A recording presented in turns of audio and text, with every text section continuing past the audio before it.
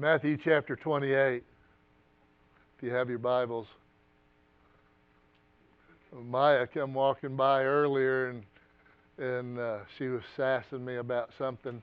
And I said, you better be careful. I'm going to pat you on the head and mess up your hair.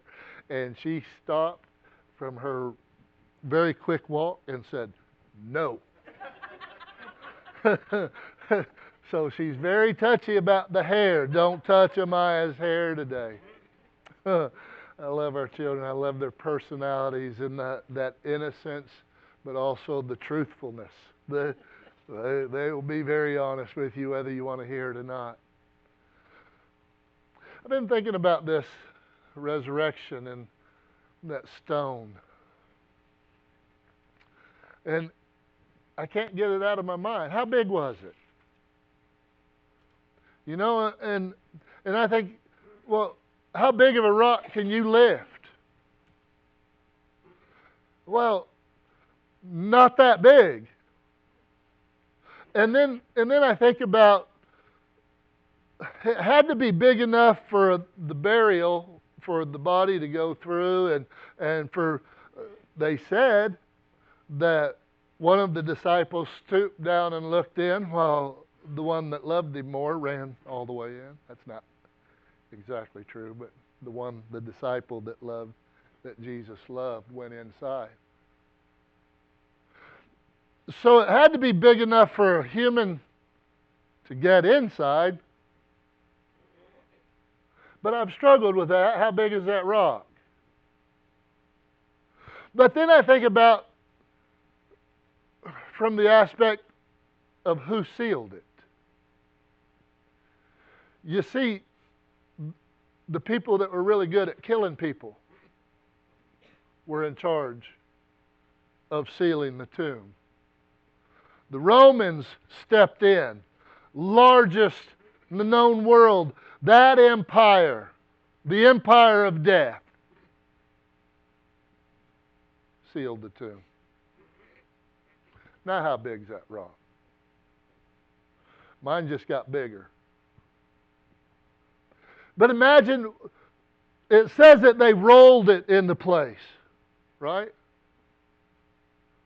What would that sound like?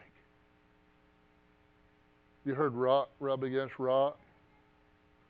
Was there some type of friction there? I would imagine they probably dug out some type of hole, and so that when that rock rolled into that hole, you heard that thud of rock. I lived not far from a place where they shovel a lot of rock, and I can tell you it will shake my house 3 or 4 miles away. But I can't imagine the sound of that rock as it's being rolled into place. And then the silence. What did it sound like for the disciples?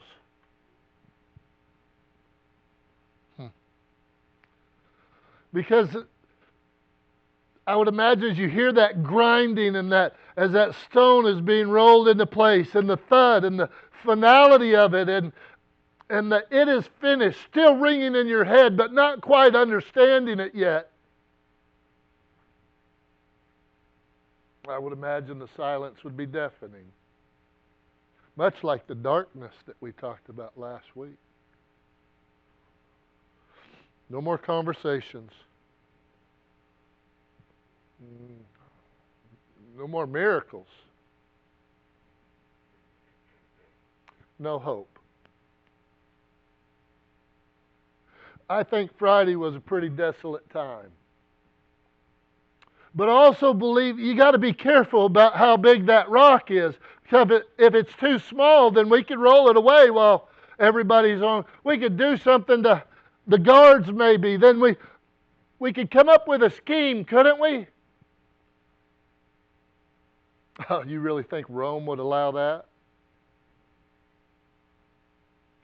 It's another reason why it took place where it took place. Because you weren't going to get it over on Rome. As I said, they're good at killing people. So you take all your miracles, all your hope, all of the parades and